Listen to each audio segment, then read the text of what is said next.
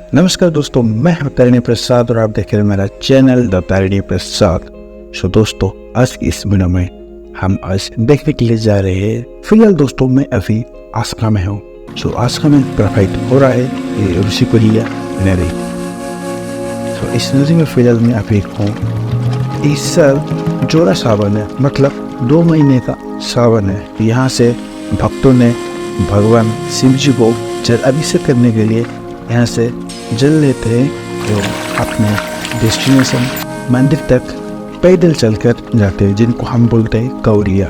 सो देख सकते हैं ये नदी में कितना अच्छा सा दृश्य है, बहुत ही अनोखा दृश्य है। सो कमेंट सेक्शन में हर हर महादेव जरूर से लिख देना। तो पहले भक्तों ने ना खाना पीना सब कुछ खत्म करके नदी के तट में आते हैं। उसके बाद स्नान वगैरह सब कुछ खत्म करते हैं। उसके बाद जल लेते, पूजा अर्चना होता है और अपने डेस्टिनेशन मंदिर तक पैदल चलकर जाते हैं। कुछ लोग ग्रुप होकर जाते हैं, कुछ ऐसे ही पैदल चलकर जाते हैं। जो ग्रुप होकर जाते हैं ना, उनका लगभग 2 दिन का सफ़र होता है। तो खाना पीना सब कुछ वो बंदोबस्त करते हैं। बहुत ही अच्छे से भगवान जी को अपने तन में मन में रखकर भगवान को प्यार से बुलाकर जाते हैं।